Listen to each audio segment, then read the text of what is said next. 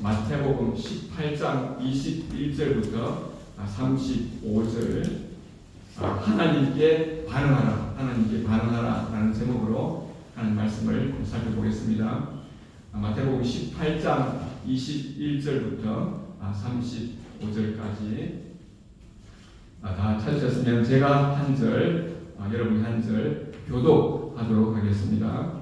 그때 베드로가 나와 이르되 주여 형제가 내게 죄를 범하면 몇 번이나 용서하여 주리이까? 7번까지 하오리이까? 예수께서 이르시되 내게 이르노니 7번은 아니라 7번을 6번까지라도 할지라. 그러므로 천국은 그 종들과 결산을 하던 어떤 임금과 같으니 결산하기에 나는 그치나 나를 영해 갚을 것이 없는지라 주인이 명하여 그 몸과 아내와 자식들과 모든 소유를 다 팔아 갚게 하라 하니 그 종은 들여 전에 내게 토록 다 갚으리이다. 그 종의 주인이 불쌍히 여겨 놓아 보내매 그 빚을 탕감하여 주었더니 그 종이 나가서 자기에게 백달을 빚진 종만 사람을 들어 물가고 이르되 그 갚으라. 그 동료가 앞들에 간구하여 이르되 나에게 참아 주소서 갚으리이다 하되 허락하지 아니하고 거기에 가서 그가 빚을 갚도록 보게 하더거늘. 그 동료들이 그것을 보고 몹시 딱하게 여겨 주인에게 가서 그 일을 다 알리니 이에 주인이 그를 불러다가 말하되 악한 놈아 내가 이기에 내가 내 빚을 전부 갚아야 줬거늘. 내가 너를 불쌍히 여김과 같이 너도 내 동료를 불쌍히 여김이 마땅하지 아니하냐고 주인이 구하여 그 빚을 다 갚도록 그를 종들에게 넘기니라. 자 35절 우리 같이 읽겠습니다. 너희가 각각 마음으로부터 형제를 용서하지 아니하면 나의 하늘 아버지께서도 너희에게 이와 같이 하시리라. 아멘. 아멘.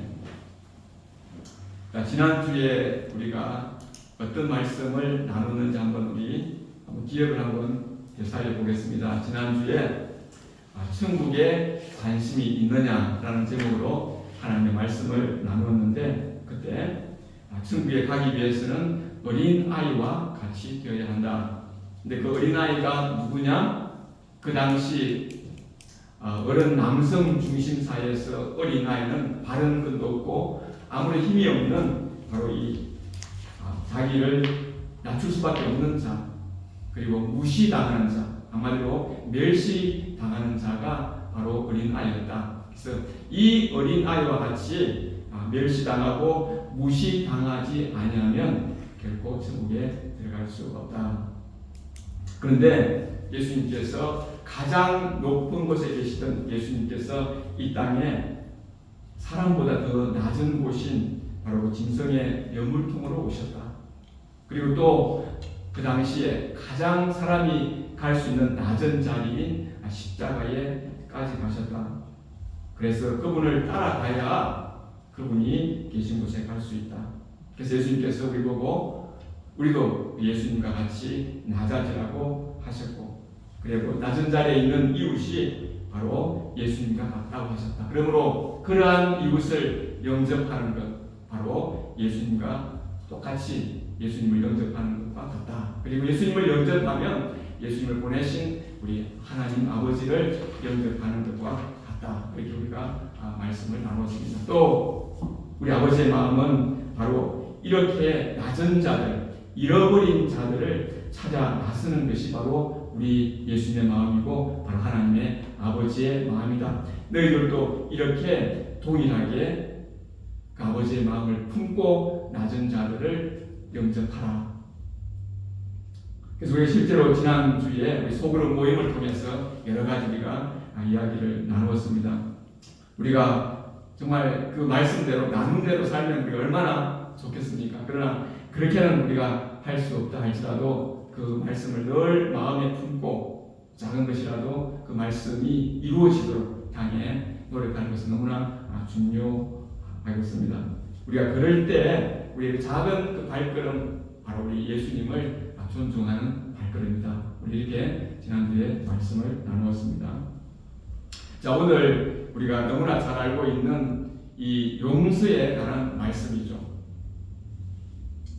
우리가 너무나 잘 알고 있지만 우리가 이 머리로 아는 것과 깨달아서 우리가 이 삶으로 사는 것은 너무나 다르죠. 우리가 깨달으면은 삶으로 우리가 행하게 되어 있다는 것입니다. 그래서 오늘 우리가 정말 우리 하나님의 도우심으로 이 말씀이 우리에게 어떤 의미가 있는지 하나님께서 오늘 우리에게 성령을 통해서 어떤 말씀을 하시는지 우리가 한번 깨달아 봅시다. 우리가 한번 깨달아 보았으면 좋겠습니다. 자, 오늘 우리가 이 말씀을 보면은 두 사람의 종이 나오죠. 1만 달란트 빚진 종과 100데나리온 빚진 종. 그런데 하나님께서 너희가 바로 1만 달란트 빚진 종이다, 이렇게 이야기를 하시는 거예요. 우리가 이제 1만 달란트 하면 우리 감이 별로 없죠. 그래서 한번 찾아봤는데 1만 달란트를 우리가 노동의 가치로 한번 따져본다면 이 원 달란트가 6천 데나리온. 근데 데나리온이 뭐냐면은 하루 노동자의 품삯. 그러니까 우리가 그냥 어린자 와서 요즘 뭐 시급도 있고 최저시급도 있지만은 우리가 만원 곱하기 8하면 8만 원이니까 어린자 우리가 10만 원 한번 잡아보자고요. 일당이 10만 원이다. 그러면 달란트 하면 6천 곱하기 10만이니까 6억이 6억. 거기다가 곱하기 이제 만 달란트니까 6조. 우리 평범한 사람들은 상상도 할 수 없고 평생을 벌어도 모을 수 없는 돈이 바로 이 1만 달란트다. 우리 하나님께서 말씀하시는 것은 너희가 이렇게 어마어마한 빚을 진 자들이다. 이걸 우리에게 먼저 말씀하시는 거예요. 자, 우리가 한번 생각을 해보았으면 좋겠습니다. 자, 하나님이 어떤 분이신가? 우리가 그동안에 성경 공부를 통해서 또 신앙생활을 하면서 하나님 누구신지 우리가 알고 있는 하나님 계시죠. 근데 이 세상에 이 하나님과 같은 이런 분이 다른 종교에는 없다는 것입니다. 네, 어떤 종교도 신이 먼저 인간을 사랑하고 인간을 위해서 자기의 가장 사랑하는 독생자를 희생하고 그리고 배신을 했다 할지라도 아무 대가 없이 용서하는 이런 신들은 다른 종교에는 없다는 것입니다. 일반적인 다른 종교들은 인간이 만들기 때문에 모든 들어있는 그 내용들이 인간적인 생각으로 가득 차 있다는 거죠. 대부분 우리가 생각하시면 알겠지만은 그 신을 만족시키고 또 좋은 일을 해서 신이 만족한다면 그 신이 나에게 복을 베푼다는 이런 생각들이 그 종교에 깔려 있다는 것입니다. 근데 다른 종교에서 신은 우리 그 예전에 보면 신화에도 보면 막 인간들이 귀찮아가지고 길을 막는 그런 내용들도 있는데 다른 종교의 신은 인간을 귀찮아하고 또 인간에게 전혀 신적인 권위를 나눠주지 않는데 우리 하나님은 다르다는 것입니다. 우리 하나님은 어떤 분이신가? 바로 사랑으로 우리 인간을 만드시고 그 사랑을 배신했음에도 불구하고 종일토록 손을 내밀어서 돌아와라, 내가 너를 사랑한다, 이렇게 구애하시고 궁극적으로는 자신의 가장 사랑하는 그 독생자 예수님을 내어주심으로 인간이 하나님께 돌아오는 길을 여실 분이 바로 우리 하나님이시다. 인간의 생각 속에는 이런 신이 있을 리가 없죠. 여러분도 자기 자신을 보면 알잖아요. 우리 인간이 어떤 존재인지. 자기 자신을 희생시켜가면서 남을 돕는다. 이거는 정말 쉬운 일이 아니라는 것을 여러분이 잘 아실 것입니다. 우리 사도 바울이 지은 로마서에 보면 이런 말씀이 있어요. 우리가 원수 되었을 때에 하나님께서 그의 아들을 죽게 하심으로 관계를 화목시키시고 우리를 사랑하셨다. 우리 하나님은 다른 종교처럼 우리가 뭔가 선행을 하고 뭔가 우리가 좋은 일을 하고 또 하나님 기뻐하시는 일을 뭔가 해서 하나님을 만족시켜서가 아니라 오히려 우리가 가장 밑바닥일 때 원수에 따르는 게 바로 그 아닙니까? 그죠? 우리가 가장 밑바닥이 되어 있는 그 상태에서 우리가 무슨 짓을 하고 있는지 알지 못하는 그때에 우리를 찾아오시고 사랑하시고 용서하셨다.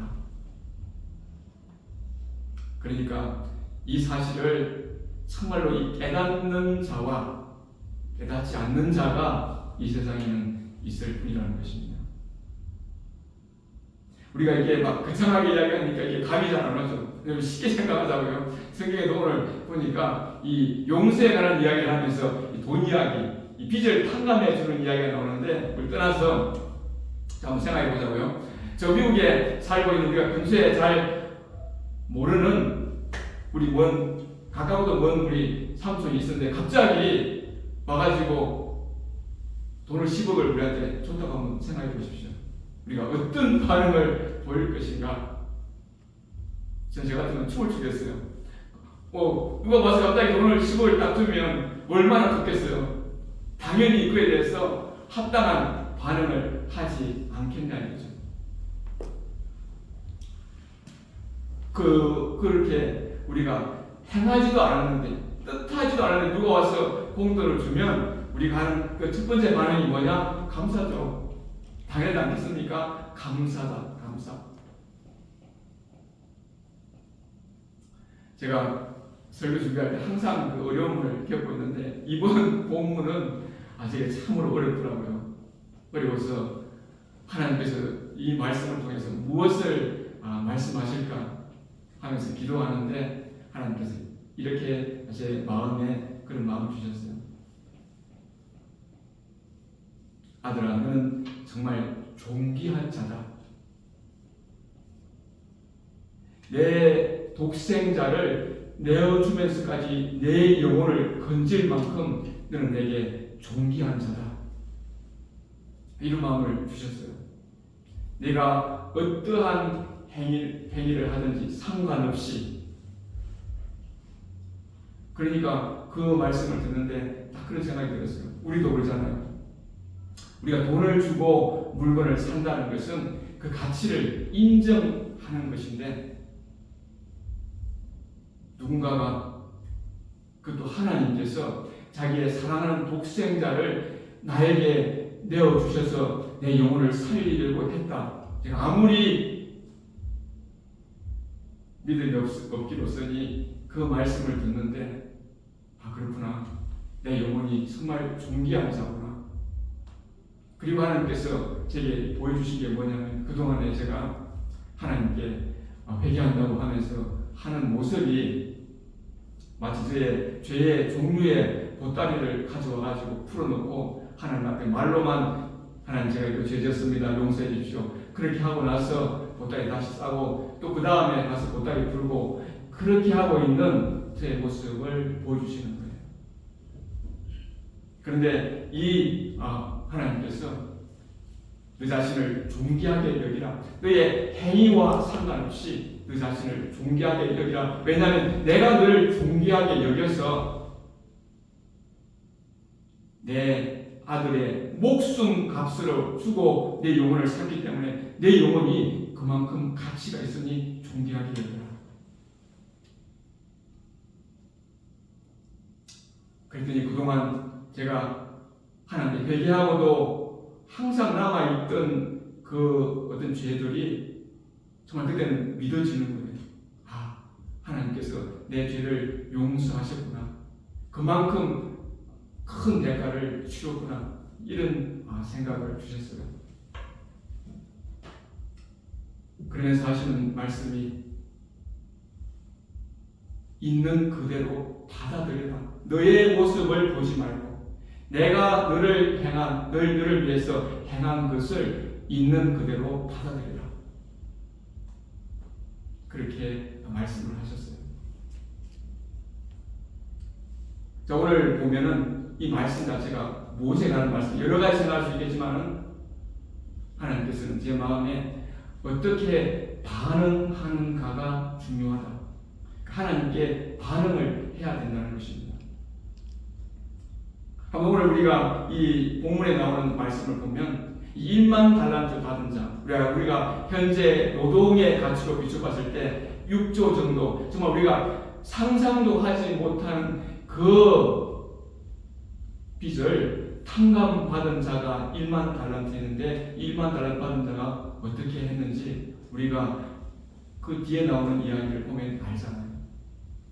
정말 그 가치를 알고 감사했다면 자기에게 100데나리온, 요즘 가치로 따지면 1000만원 자기 빚진 자의 맥살을 붙들고 그렇게는 하지 않았을 것이다.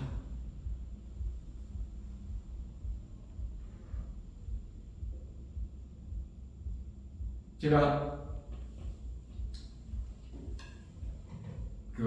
아침에 이제 운전하면서 기도하고 가고 있는데 하나님께서 주마등처럼 하나님께서 내게 찾아오실 때부터 그동안의 삶에서 하나님께서 어떻게 나를 사랑하셨는지를 쫙 보여주셨어요.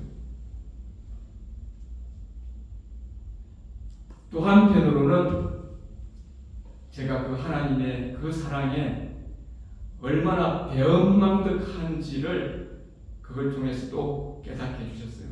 오늘 제가 그 하나님의 그 사랑을 어떤 사랑을 받았고 그것에 대해서 내가 어떻게 반응했는지를 조금 제 이야기를 좀 나눴으면 합니다.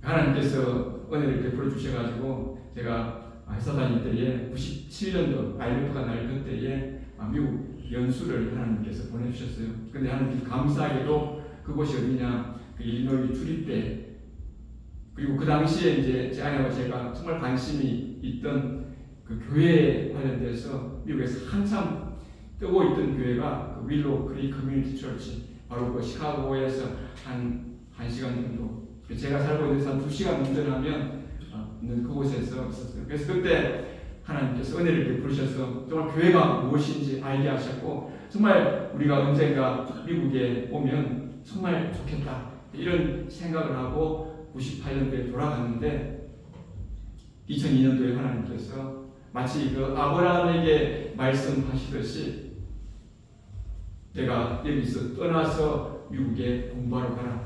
하나님께서 그 설교 말씀을 통해서 또 제 아내를 통해서 하나님께서 끊임없이 그렇게 말씀을 하셨어요. 근데 이제 그 당시에 저는 안정된 직장이 있고 또 집도 있고 정말 편안한 삶을 누리고 있는데 정말 청천벽력같이 하나님께서 이 모든 것을 내려두고 미국에 공부하러 가라니까 정말 믿음도 없었지만 너무나 싫었던 거예요. 싫으면서 이제 그런데 계속 하나님께서 환경을 통해서 말씀을 통해서 제 아내를 통해서 이것을 내려놓고 공부하러 가라 그렇게 말씀을 하셨어요.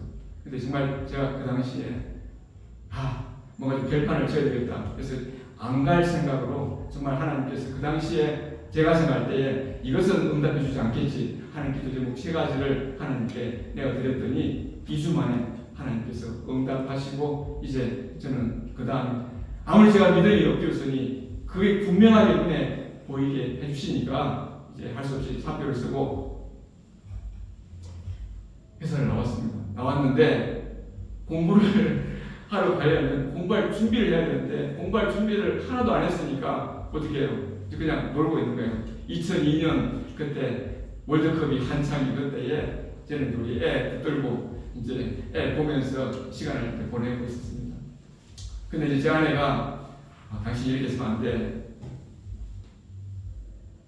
앞으로 경력에 지장이 있을 거야. 너무 오랫동안 있으면. 그래서 이제 경력 관리한다고 그때 우리가 생각한 게 그러면 캐나다로 어학연수를 하자. 그렇게 해가지고 이제 캐나다로 갔습니다. 근데 이제 제가 그 정신을 차렸으면 그 하나님의 부르심에 순종하는 마음으로 공부 준비를 해야 될 거 아닙니까? 열심히. 그런데 그 캐나다에 가가지고 공부 준비는 그냥 막 엉뚱한 이제 생각부터 하게 된 거예요. 그 한 10몇 년을 회사에서 이제 일하다가 거기 와서 시간에 여유가 있으니까 인생을 한번 돌아본다고 하면서 별걸 평소에 하고 싶었던 것, 자 MBA를 하자 하면서 그 MBA로 방향을 틀었다가 또 옆에 있던 섬기던 또 교회 목사님이 진영재 내가 풀로 진영재 신학 공부할 수 있도록 내가 도와줄 테니까 신학 공부해. 막 이렇게 옆에서 하니까 막 우쭐해가지고 신학을 해야 되는가 보다. 그렇게 하고 또 이제 여기 끼고 저기 끼고 이렇게 하다 보니까 그 1년이 싹 지나갔어요. 그러니까 얼마나 제 아내가 생각할 때 당당하겠습니까? 같이 하나님의 그 부름을 받아서 준비도 안 돼가지고 그나마 준비가 안 돼가지고 1년 시간을 줬는데 그마저도 그 하나님께 순종하지 못하고 엉뚱한 짓 하다가 그 시간을 다 써버렸어요. 근데 옆에서 이제 아내가 당신 하나님께서 공부하라고 했는데 공부해야 되지 않나? 그랬더니 저는 온갖 핑계를 다 대는 거예요. 아니 이 분야는 클래식한 학문이야. 나중에 시간이 지나봐봐. 별 도움이 안 돼. 이런 핑계부터 시작해서 온갖 걸 하나님 앞에 내어놓고 그 핑계. 그래도 하도 옆에서 이제 이 바가지를 긁으니까 할 수 없이 따라가는 마음으로 인터넷 뒤져가지고 이제 제가 갈 만한 학교 없는가 이제 검색을 했어요. 하다 보니까 그 당시에 제 분야에서 이제 유명한 연구소를 갖고 있는 그 메릴랜드 주립대학에 저희 그 대학 선배님이 연구 교수로 계시는 거예요. 그래서 사실 제가 이렇게 하고 준비를 했는데 준비를 미리 못해가지고 시간을 너무 많이 놓쳤다. 혹시 제가 공부할 수 있는 기회가 있느냐? 그렇게 이제 했더니 그분이 마침 우리가 연구를 한번 뽑아서 프로젝트를 수행하려고 하는데 내가 관심이 있으면 한번 내가 그동안 뭘 했는지 한번 보내봐라. 그렇게 해서 보냈는데 인터뷰가 있으니까 한번 와볼래? 그렇게 이야기를 하는 거예요. 그런데 제가 돈을 따져보니까 그 당시에 이제 회사도 안 다니고 이제 계속 돈을 쓰고 있는 입장에서 그까지 이제 비행기표를 구매해서 가기에는 너무 제가 부담이 되더라고요. 그래서 포기해버렸어요.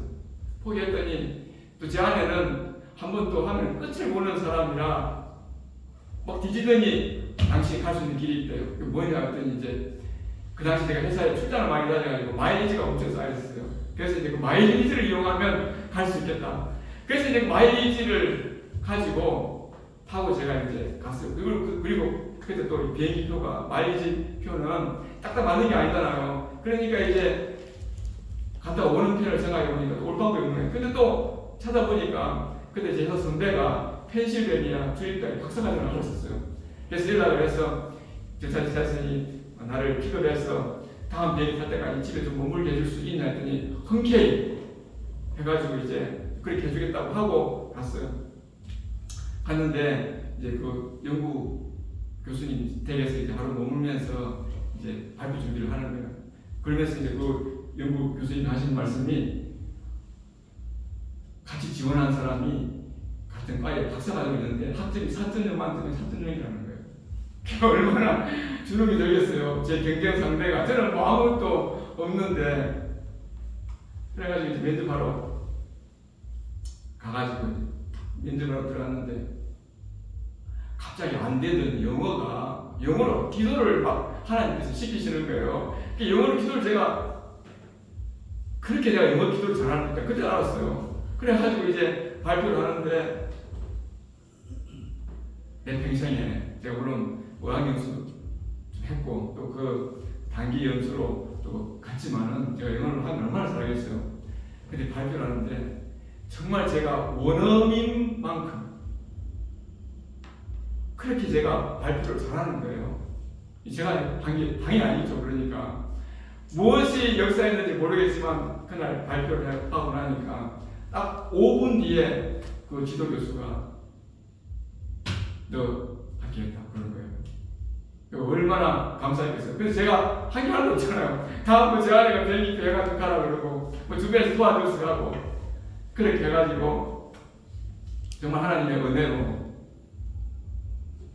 졸업을 했죠. 졸업을 하고 이제 딱 보니까 통장에 그게 비싼 동네예요. 그래서 이제 아파트 하고 있는 거 팔아서 넣었고 장학금 뭐 3만 몇천 불 받고 했는데도 가족을 부양하고 우리 애가 학교도 다니고 하다 보니까 딱 졸업하고 나니까 마이너스 7,000불. 그래가지고 이제 잡을 구하잖아요. 여러분 아시겠지만 미국에서 공부를 하고 미국 내에서 남아서 잡을 구하는 확률이 생각보다 많지 않아요. 높지 않아요. 근데 어쨌든 하나님께서 은혜를 베풀어가지고 이제 우리 지도교수를 아는 어떤 지인을 통해서 한번 이곳에 가서 한번 지원해서 원서를 한번 넣어봐라 이렇게 하시는 거예요. 근데 제가 그 당시에 좀 오해를 했던 게 뭐냐면 그 유사한 이름의 다른 회사가 하나 있었는데 그때 평이 정말 안 좋았어요. 그래서 내가 그 회사인 줄 알고 아예 안 가려고 이제 생각했는데 그래도 뭐 딴 데 오라는 데가 없으니까 이제 그 회사를 한번 가보겠다고 그렇게 해가지고 이제 면접보러 갔어요. 면접보러 갔는데 그 하나님께서 정말 은혜를 베푸셔가지고 그 회사의 디렉터들 다 만나고 이제 통과를 했어요. 근데 평소와 다르게 또 그 본사 CTO 기술을 총 책임지는 CTO가 면접을 또 해야 된다는 거예요. 나는 끝났다고 생각했는데 또 가야 된다는 거예요. 그래서 내가 보니까 이 회사가 뭐 큰 거 같지도 않고 한 중견기업 정도 되는데 저는 뭐가 뭔지 물정을 하나도 몰랐죠. 그냥 가라는데 그것도 뭐 공장은 또 미시시피 또 시골에 있다고 해서 그까지 가고 했는데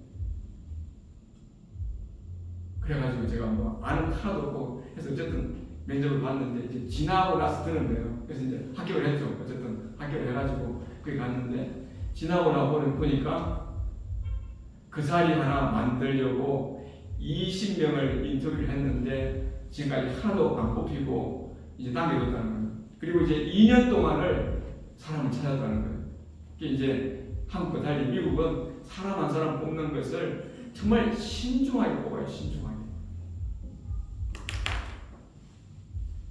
그런데 어쨌든 하나님의 은혜로 됐는데 더 재밌는 것은 이 CTO라는 사람이 얼마나 간단한지 이메일을 한번 쓰면 이메일 최소한 2페이지 써요. 2페이지. 그렇게 해가지고 상세하게 이제 쓰는데 저를 면접했던 그 당시 제 보스가 이제 와서 나한테 그렇게 뒤에 오고 이야기하는 거예요. 닥터진 그 CTO가 평소에는 이메일 2장 보내는데 닥터진 그 면접 결과 이야기할 때는 이렇게 보냈더라 하면서 딱 보여주는 게 뭐냐면 I like him highly. 내가 그걸 좋아하니까 고용해라. 딱 한 줄 보낼 때 한 줄. 이거는 그 사람이 생각할 때 이거는 정말 생각지도 못하게 제가 뭐 아는 게 뭐가 있었겠어요. 근데 하나님께서 그렇게 이제 저를 그곳에 보냈는데 이제 지나고 보면서 계속 저를 이제 하나님의 그 예비하심에 놀라는 거예요. 그 회사가 알고 봤더니 그 본사 중에서 15개, 17개 그 사업부가 있는데 두 번째로 수익성이 좋고 매년 15%에서 20% 성장을 하는 회사고 또 가보니까 또 이제 잘 몰랐지만 또 갔더니 뭐 이 사업부장을 만나야 된대요. 또 아틀란타에 있다고 해서 저는 또 모르니까 따라가 졸래졸래 갔더니 만났더니 사업부장이 아주 잘생기고 키 큰 사람이더라고요. 그래서 이제 앉아서 이제 이야기하면서 내가 너 뽑으려고 2년 동안을 기다렸다 하면서 이제 프로젝트 하나 딱 주는 거예요. 근데 그 사람이 나중에 이야기하는데 이 프로젝트는 불가능한 프로젝트인데 그냥 줬다는 거예요. 그 당시에 한 번도 해보지 않은 재료를 가지고 생산하는 건데 그냥 한번 던져본 걸 쉽게 말해서 던져봤는데 아니 이 친구가 어디서 뭘 가져오고 해가지고 해냈다는 거예요. 제가 뭘 아는 게 있겠어요. 저는 뭐 그냥 그 흐름에 따라가 본 거예요. 지금 이렇게 우리 김경 집사님도 계시지만 그 당시에 그 자연스럽게 연결돼서 전화한 데가 우리 김경 집사님이고 또 그걸 통해서 또 우리가 소재를 공급받고 막 이렇게 해가지고 어쨌든 그 프로젝트가 정말 성공을 했어요. 그 다음부터 매년 처음에 이제 프로젝트를 수행하는 기간 빼고는 매년 하나님께서 은혜를 베푸셔가지고 매년 트로피 이만한 걸 제가 매년 받았어요. 매년. 그리고 정말 이 영어도 안 되는 브로큰 잉글리시를 쓰는 저 같은 사람이 그 사업부가 생긴 처음으로 그룹에서 1등 상인 이노베이션 위너상을 그 프로젝트가 받았어요.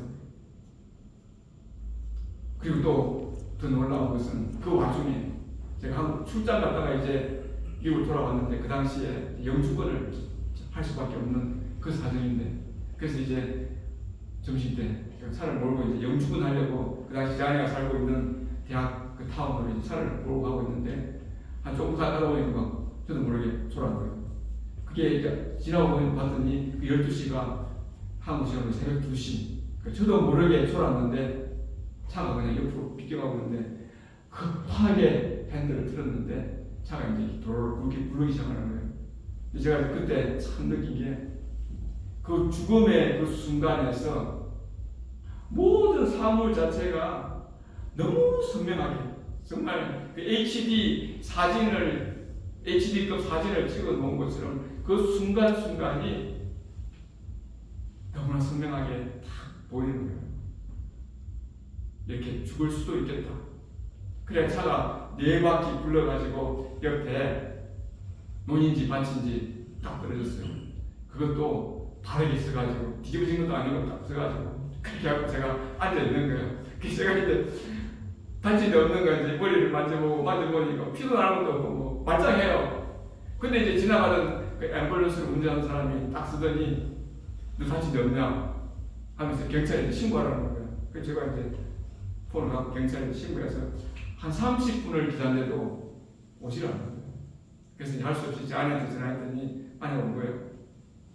그 차를 제가 끌고 제 아내를 먼저 가고 제 아내가 살고 있는 아파트에다가 차를 주차시키고 보험회사에다 전화를 했더니 결과는 그 차는 폐차.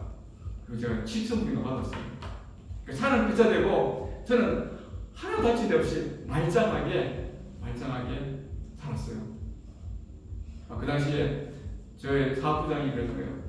다투지는 이제 하나님께서 할 일이 있으니까 살려놨다. 제2, 제1로 이런 이야기를 하는데 제가 그걸 경험하고 나서 정신을 똑바로 차리고 하나님 일을 해야 될 거 아니에요.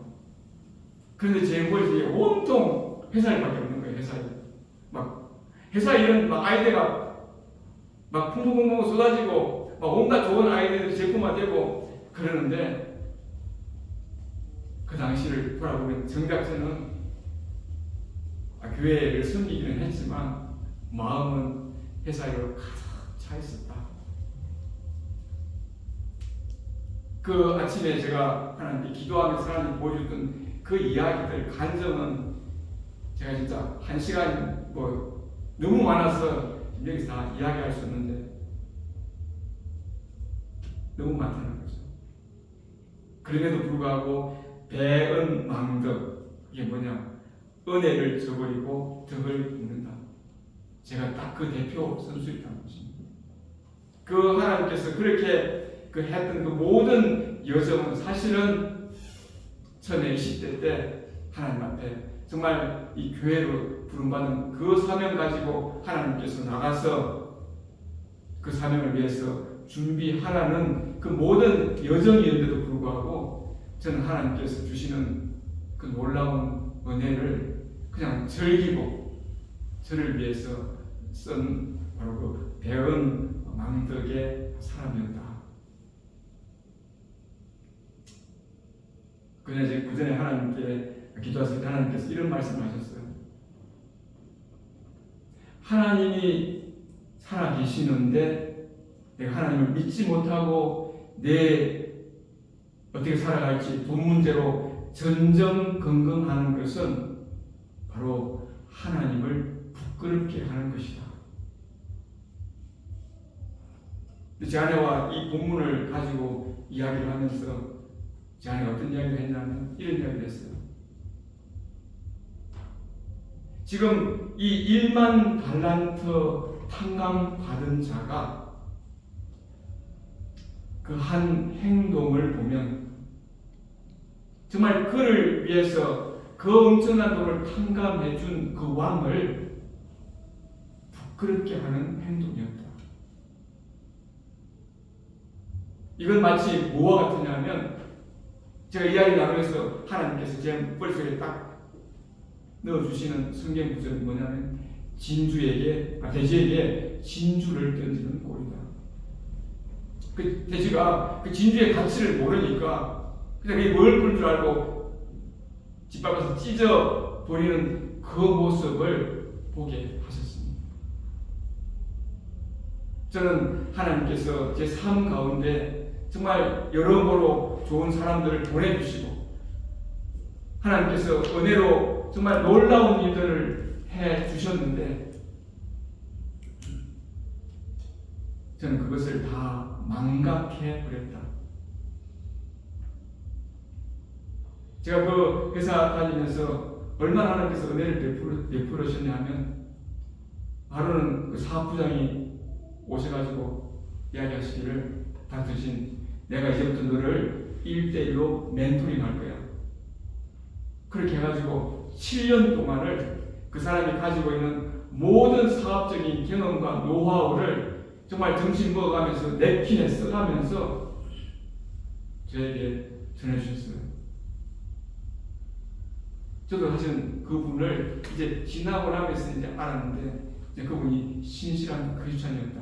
그리고 그분이 정말 회사에서 인정받는 엄청난 연봉을 받는 분인데 어느 날 와서 하는 이야기가 성경을 읽는데 그 성경에 부자가 쌓을 곳간이 없구나. 내가 더 큰 곳간을 지어서 내가 잘 먹고 잘 살아야지. 이 성경 구절을 읽는데 하나님께서 그분에게 말씀하셨다는 거예요. 네 인생을 이렇게 살 거냐. 그 하나님의 도전에 모든 것을 내려놓고 자기가 그 관여했던 그 크리스천 학교, 세운 학교에 교수로 가셨어요. 그렇게 좋은 정말 멘토를 하나님께서 보내주시고 그의 노하우를 알려주시고 정말 저를 너무나 편애해가지고 다른 사람들 얼마나 질투를 많이 했는지 몰라요. 그리고 심지어 이제 본인이 회사를 떠날 때 이런 말까지 했어요. 여러 가지 이야기를 하면서 우리 회사에는 닥터 진 달러가 있었다. 그 말은 무슨 말이냐? 닥터 진이 원하면 쓰지 못하는 재정이 없었다. 이렇게 이야기할 정도로 하나님께서 그분을 통해서 저를 사랑하시고 편애하시고 하나님께서 은혜를 베풀어 주셨다는 것입니다. 그런데 저의 정작 그 반응이 오늘 1만 달란트 빚진 자와 다를 바가 없었다.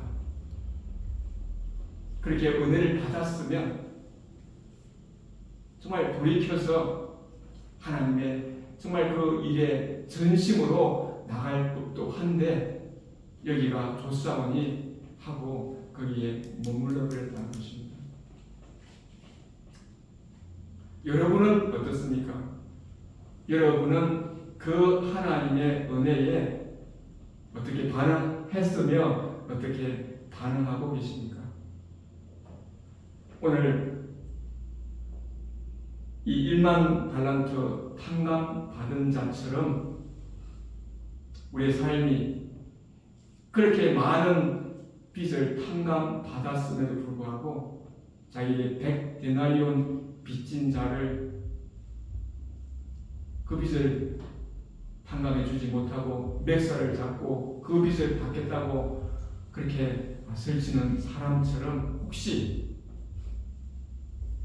여러분에게 그렇게 마음을 불편하고 여러분을 힘들게 한 사람 용서하지 못해서 마음에 담아두고 있지는 않습니까? 하나님께서 이렇게 말씀하셨어요. 저는 질문하셨어요. 용서받지 못할 죄가 있느냐? 물론 머릿속으로 성령을 해방하는 자는 용서받지 못한다 이런 말씀이 스쳐 지나갔지만 우리 그냥 일반적인 사람들을 놓고 보면 용서받지 못할 죄는 없다. 내가 하나님께 내 어떠한 죄악이라도 용서를 받은 것처럼 하나님께서 내 이웃도 동일하게 그의 독생자를 내어주셔서 용서하셨다. 이 사실을 받아들여라. 이렇게 하나님께서 권면하셨습니다.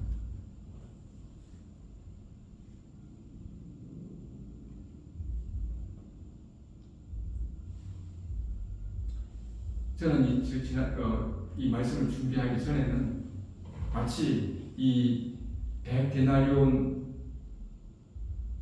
빚진 자를 용서해 주면 하나님께서 이 큰 1만 달러 용서해 주는 것으로 오해를 했습니다. 사실 그건 아무 상관이 없는데 이미 우리가 예수님을 알지도 못할 그때에 예수님을 보내주시고 십자가에 못 박으셔서 우리의 죄를 이미 용서해 주셨기 때문에 우리의 이거와는 상관이 없음에도 불구하고 저는 그렇게 오해했는데 중요한 것은 바로 뭐냐? 이거와 상관없이 1만 달란트 용서한 것이란 그 하나님의 용서에 대해서 너는 어떻게 반응하냐? 하나님께서 이것을 보신다는 것을 이번 설교를 통해서 분명하게 깨닫게 되었습니다.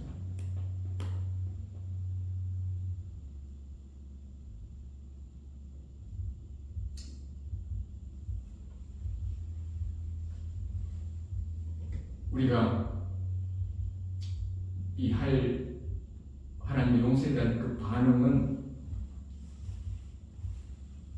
너무나 당연하게 우리가 오늘 이 본문의 말씀을 통해서 이해되듯이 그 받은 사랑을 그대로 돌려주는 것, 이게 너무나 당연한 반응이라는 것입니다. 그분을 사랑하고 그분이 나와 똑같이 사랑하고 용서하는 나의 형제 자매들을 나도 그렇게 사랑하고 용서하는 것이 바로 그 사랑에 대한 반응이다. 제가 요즘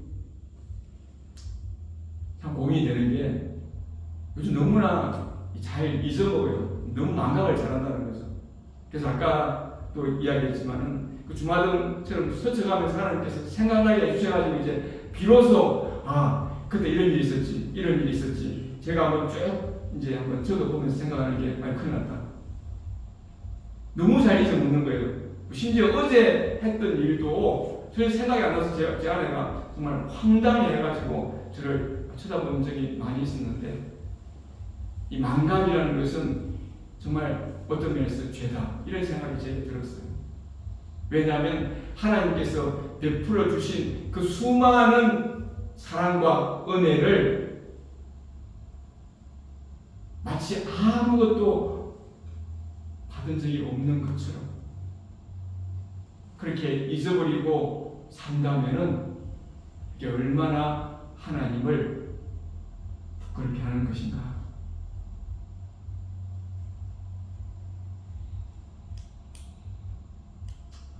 우리 그동안에 우리 생각을 바꾸고 우리를 바꾸는 방법 중에 하나 우리가 무엇을 했냐면 입으로 시인하여 자기 영혼에 들려준다. 이렇게 우리가 그동안에 많이 했고 그렇게 했죠.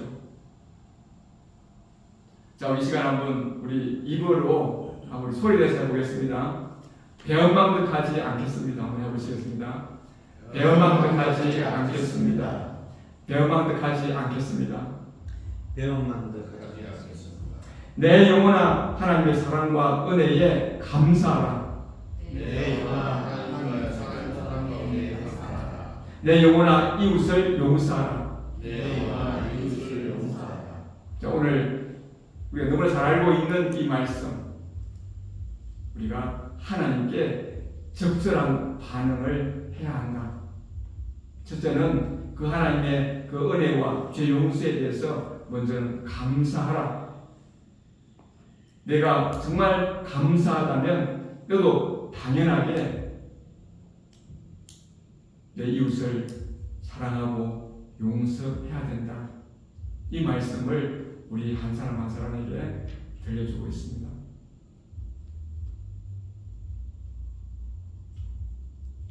우리가 하나님의 그 죄 용서의 크기를 잘 모를 때가 너무 많죠. 그러니까 오늘 돈을 가지고 우리가 너무나 잘 알고 있는 돈을 가지고 분명하게 우리가 용서받은 크기가 얼마냐. 근데 하나님께서는 바로 우리 한 사람 한 사람의 죄의 크기가 독생자를 십자가에서 달아서 죽일 만큼 크다. 그리고 우리 영혼의 가치가 독생자를 내어줄 만큼 그렇게 우리 한 사람 한 사람이 가치 있다. 하나님께서 그렇게 말씀하고 계십니다. 때로 우리는 억울할 때가 있는 것처럼 보이죠. 내가 무슨 죄를 지었다고 이것처럼 1만 달란트 빚진 자처럼 비유를 하실까? 이렇게 억울해 하실 분도 있을지 몰라요. 그러나 하나님께서 바라보시는 그 시각은 뭐냐? 하나님은 전능하시기 때문에 우리 안에 있는 죄나 밖으로 나온 행위의 죄나 다를 바가 하나도 없다. 제가 오른쪽에 있는 보주머니에 있는 거 가지고 있다가 왼편에 보주머니에 옮겨도 여전히 내 몸에 있는 것처럼 우리 안에 있는 그 죄악이 밖으로 드러나지 않는다 할지라도 하나님 앞에서는 살인죄와 다를 바가 하나도 없다. 그래서 미움도 살인이다. 하나님께서 그렇게 말씀하셨습니다. 그렇다면 곰곰이 생각해보면 우리 마음속에서 일어나고 있는 일들을 보면 정말 내 죄의 크기가 독생자를 십자가에 달 만큼 그렇게 크구나 우리 한번 깨달을 수 있다는 것입니다. 이 말씀 우리가 한번 생각하시면서 우리 하나님의 그 사랑 우리 한번 결단하며 우리 찬양하도록 하겠습니다.